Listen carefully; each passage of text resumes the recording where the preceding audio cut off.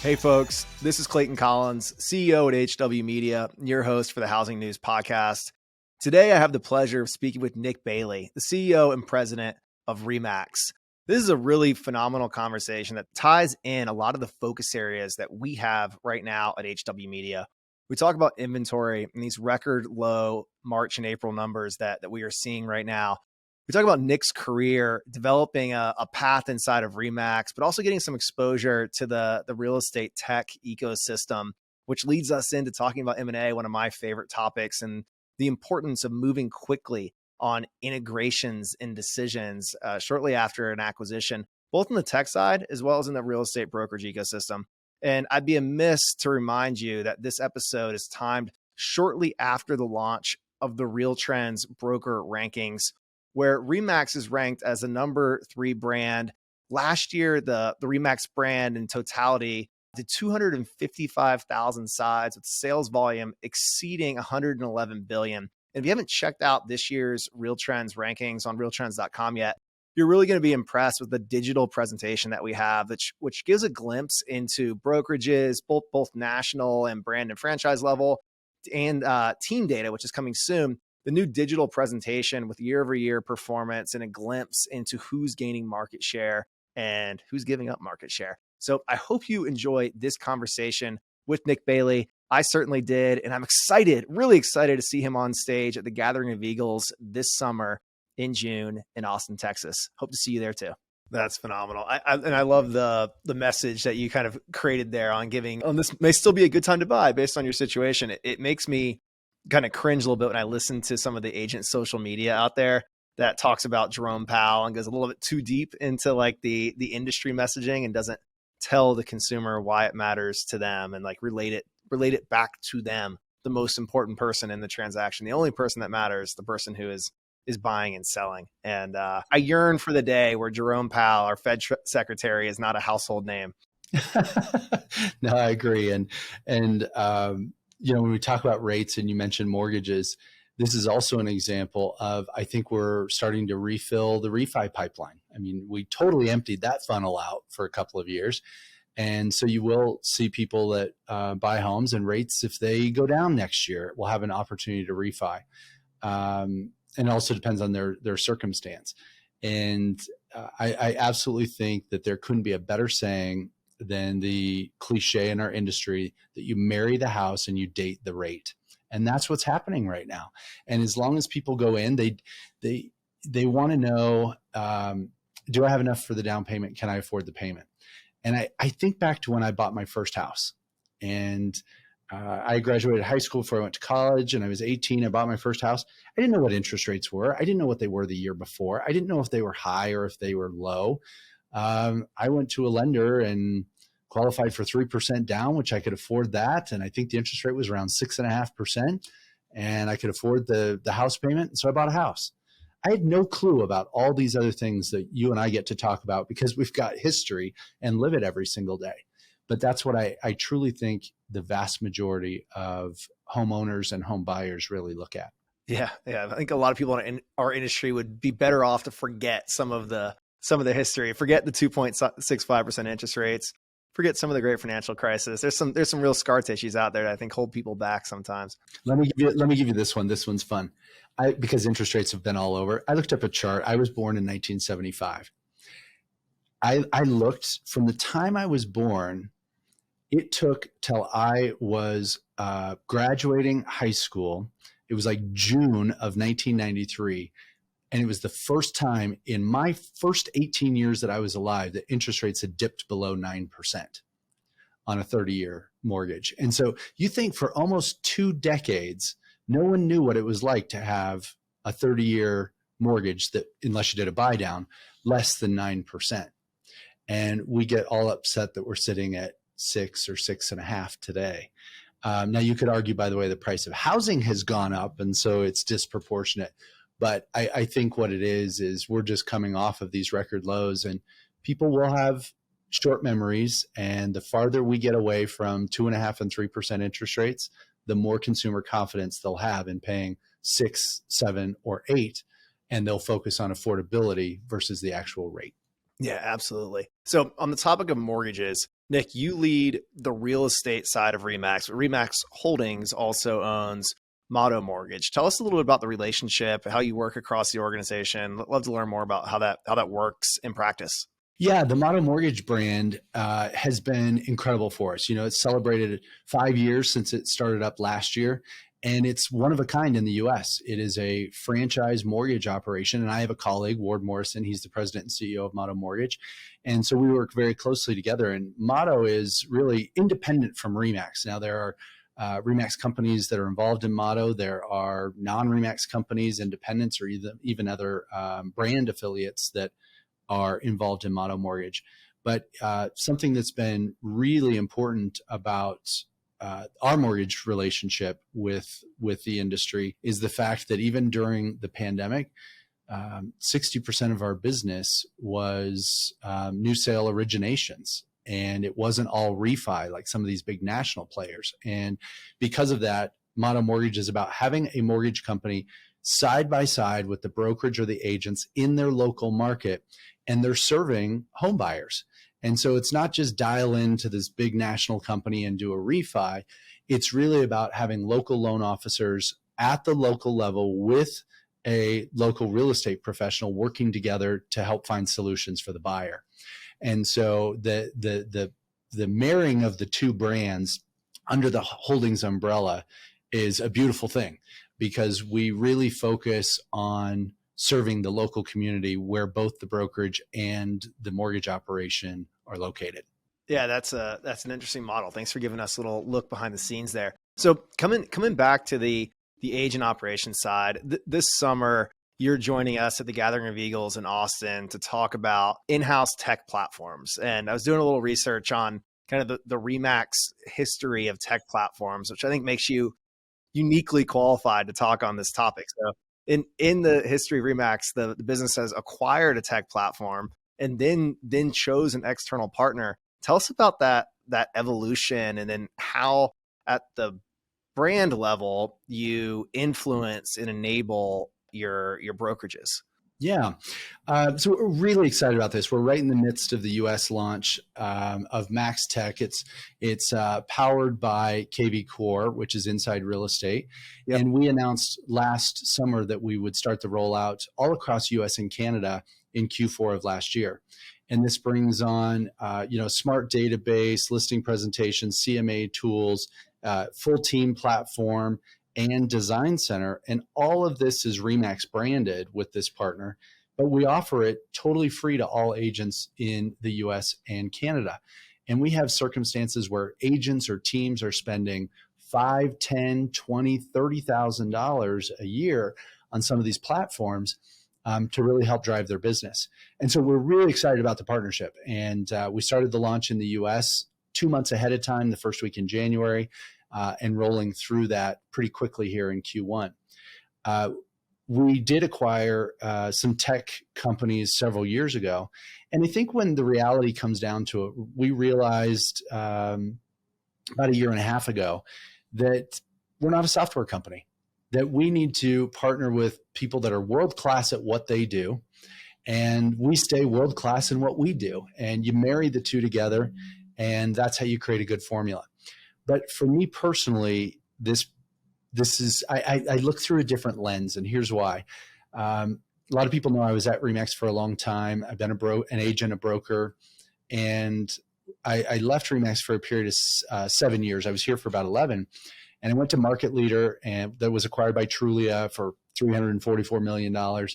And it was a portal purchasing a CRM website lead gen company and putting it together. And then, of course, everyone knows the story. Zillow acquired Trulia, and we kind of merged all the businesses into one. But along the way, here's what I saw happen. I saw big brokerages and big brands that had purchasing power start to acquire companies and fold them into their operations. And I won't name all of those that happened, but it started this domino effect of, oh, we have to own our own tech in order to have proprietary competitive type of needs. And people went down by feature set. Well, our tech has this feature, so that's why you should join us. I just think that so much of the technology today is table stakes. There are just necessary components on what you have. For example, whether you have DocuSign or .loop, you could debate which platform somebody likes better. But the reality is they're an e-signature platform that agents use for their efficiency and consumers expect for their experience. And so that's what I think we're getting into is people can still compare and contrast tool sets. But the reality is I don't think a lot of brokerages and brands will find themselves wanting to be in the software business. I don't think there's enough that gives you a competitive advantage that will offer the ability to stay ahead of where the market's going. The only thing moving faster than real estate is tech. We have a Slack channel at HW that publishes all of the new registered users for our HW events, like the Gathering of Eagles coming up in June and HousingWire Annual coming up in October. I was just scrolling through the Gathering of Eagles feed on Slack, and wow, I am blown away with the quality of the attendees. Leaders from Keller Williams, Better Homes and Gardens, EXP, Compass, Hannah Holdings, RE/MAX and Home Services, and incredible ecosystem partners like Zillow, Austin Board of Realtors, New Western Acquisitions, UWM, and Bright MLS, just to name a few. If you aren't familiar with GOE, this is our real estate brokerage event for the most elite brokers, teams, MLS execs, and state and local association of realtors leaders. June 18th through 21st in Austin, Texas at the amazing Omni Barton Creek Resort. Visit the events tab on realtrends.com or housingwire.com to register. Yeah, absolutely. Tech is moving fast. And I think there's like across the whole ecosystem, there's been this realization that having proprietary technology doesn't mean you have to be a software company. You know, a proprietary technology stack that like enables the operations of your business that combines multiple best of breed solutions. And we've been really close with the independent mortgage bank side of the house on like learning about their tech stacks over the years. And everybody has a technology team at this point. They're building something, but their most important thing they're building is interconnectivity between multiple platforms so they can operate in the ecosystem. So they're still relying on best of breed partners to bring point solutions into the stack. And it sounds like that's similar to the play that the best brokerages are bringing forward too. Like they are finding best of breed tools, but not writing the code for each piece of the pie. I mean, there is each piece of the puzzle. Yeah, and you're right, because here's what it comes down to. The average agent logs in to between 7 and 12 systems to run their business. Yep. And agents don't want that. How do you put those together? How do you make how do you remember the passwords for all of them? Let's just start there. Yeah. How do they integrate? And APIs are a wonderful thing. And trust me, we still have some proprietary type tools here that we're integrating into the MaxTech platform. And so I think there's an opportunity that when I say you don't have to be a software company, we don't have to own the entire stack. We don't have to own every single component. I think you bring in the big pieces with world-class partners, and then we do have some proprietary things that we will integrate. But the word integrate means expensive and a lot of resources. Most people don't realize that. And so when you start figuring out how to weave them together in the right way, I think that's when you come up with a winning solution. This is a helpful conversation for me, Nick. You're probably aware we acquired Altos Research in December, and part of our dev path, which Mike Simonson and his team are working on right now, is our API prioritization. And we are like direct connection API with several of the industry CRMs, but we have some more to go, which I think will make us a more impactful partner on the Altos side to the agents who want that single sign-on integrated experience and don't want to log into their in-house CRM platform and then have a separate login for Altos and the other half a dozen solutions they use. So that is that's a helpful topic for me to hear your perspective on, because it's like directly impacting our queue. It is, and there are two things that I would say. One is it's more than a single sign-on. Because there are a level of integration of data points that go back and forth. Like, for example, I've seen tools that, yes, single sign-on is easy today.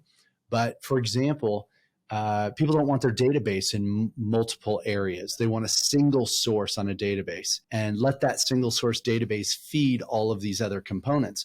Where I've seen companies and brokerages that, and we had it before making this announcement, where you can single sign on to different tools, but it was drop your database here, drop your database here.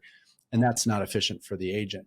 But the second thing that I think I've witnessed over probably the last 10 or 12 years since I went to the tech and portal side for a while, companies that make acquisitions, the vast majority of them aren't good at integration. They don't do it fast enough, and they don't figure out what do they need to stop doing in order to get the things to start working together. And I think if companies would move as fast as they can on integration and be okay with stopping some things, they could likely find themselves more successful in putting or weaving together these different platforms. Does that concept of stopping certain processes or products also apply in the real estate brokerage M&A space? Like, do you ever see brokerages do acquisitions and realize like, hey, you both have processes for this, or you both have capabilities for this, we need to pick the best one, or like how does that flow into your world? Absolutely. And here's what I think drives it is people in general don't like change. Even people that say they like change don't like change. We're as humans, we're kind of routine type of people. And so, yes, even when brokerages make acquisitions with other companies and say, you've got this platform, one of the first things they do, because people don't see it except for staff, is say accounting software integration. They don't want to run two sets of books for a company. They immediately move to, well, we've got to be efficient on how we collect our revenue and how we pay our bills. And that's an example, though, of if they would think of that same mindset of kind of the back end side for what they do on the front end with their tools and services that maybe their agents use or consumers use, they could move much quicker in getting people aligned and working on the same platform. But it's that fear of, well, I don't want to create change for people, especially for agents, because they might leave, versus kind of tearing the Band-Aid off and saying, but this solution as a whole is going to benefit you, and here's why. And this is why we're going to move very quickly through it. What I found is, yes, agents don't like change, but they also don't like to sit through change for a year or two. If we're going to make a change, let's make it in days or a couple of weeks, and let's move on. So you mentioned that you left RE/MAX for a period of time and came back. And if I recall correctly, you came back with the announcement of the acquisition of RE/MAX Integra, correct? That was a couple years later. Oh, it was? Okay. I can't believe that I've been back. It'll be 4 years at the end of this summer. And so Integra, yes, five provinces in Canada, 9 states in the US, all came under the company-owned and operated umbrella. But that will be 2 years in July. So that was about halfway through coming back. But they were an independent operation for us for decades, one of our most successful. And that was a pretty big deal to bring that many areas and agents under the company-owned and operated umbrella. In that type of acquisition where they were already a RE/MAX brand, was that a deal where there was things that needed to like instantly change, or was that like a little more seamless just given the history and the nature of the deal? Well, 2 parts. One is, yes, they were RE/MAX. So they're operating as RE/MAX and we're RE/MAX. So all the branding and all that stays consistent, which can be a challenge if that's not the case.